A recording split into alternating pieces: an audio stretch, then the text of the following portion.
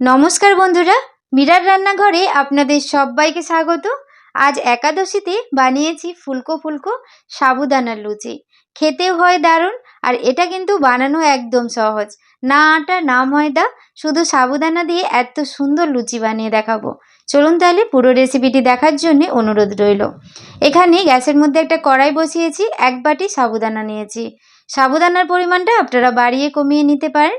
হালকা করে সাবুদানাটা শুধু একটু গরম করে নিচ্ছি, কোনো রকম ভাজার দরকার নেই। এবার গ্যাসের ফ্লেমটা অফ করে এটা ঠান্ডা করে গুঁড়িয়ে নেব। এখানে একটা পাত্রের মধ্যে নিয়েছি একটা ছাঁকনি, আর তার মধ্যে গুঁড়ো করা সাবুদানাটা আমি দিয়ে দিলাম।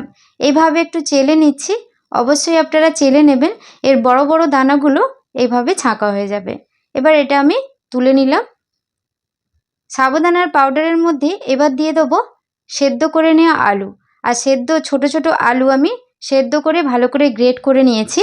তারপরে দিয়ে দেবো সিন্ধুক লবণ, আর একটু দিয়ে দেবো ঘি, দিয়ে ভালো করে আগে হাত দিয়ে চেপে চেপে আলুর সাথে সাবুদানাটা মিশিয়ে নেব। পুরো রেসিপিটি আপনারা দেখতে থাকুন। রেসিপিটা বানানো একদম সহজ, আর প্রত্যেকটা লুচি কিন্তু ফুলবে আর দারুণ নরম তুলতুলে হয়। ভালো করে মিশিয়ে নেওয়ার পর এখানে আমি উষ্ণ গরম জল নিয়েছি। খুব একদম গরম জলটা না, হাত দিয়ে সহ্য করতে পারবেন সেরকম উষ্ণ গরম জল নিয়েছি। অল্প অল্প করে দিয়ে একটা ডো বানিয়ে নেব, আর একটু কিছুক্ষণ ধরে দলে নেব।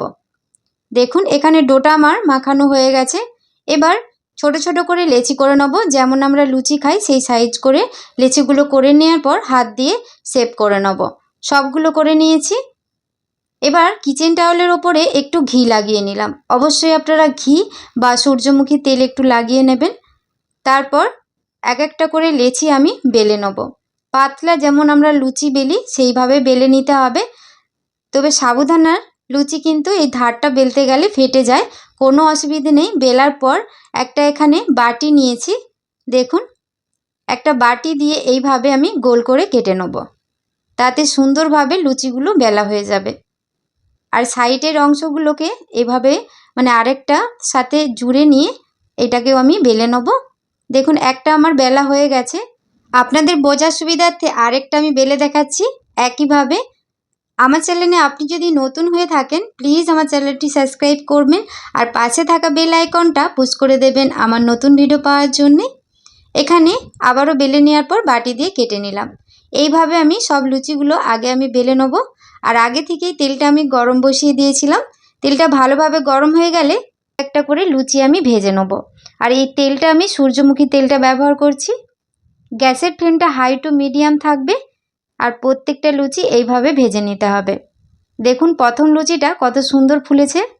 এপিঠ ওপিঠ হালকা করে ভেজে নিলাম, তুলে নেব। দেখুন কত সুন্দর হয়েছে। একইভাবে বাদবাকি লুচিগুলো আমি ভেজে নিচ্ছি। প্রত্যেকটা লুচি কিন্তু ফুলবে, আপনারা এইভাবে বানাবেন, আর খেতেও হয় দারুণ। এই আলুটা দেওয়ার কারণে খেতে দারুণ লাগে।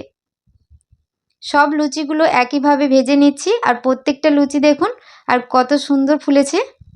এখানে আমার সব লুচিগুলো ভাজা হয়ে গেছে, আর একটা প্লেট সাজিয়ে নিয়েছি। দেখুন কত সুন্দর হয়েছে। প্রত্যেকটা লুচি কিন্তু ফুলেছে, নরম তুলতুলে হয়। আপনারা বাড়িতে বানাবেন, যে কোনো উপবাসেও খেতে পারেন, বা এটা কিন্তু আপনারা যখনই মন করবেন এটা খুব সহজে বানিয়ে নিতে পারবেন।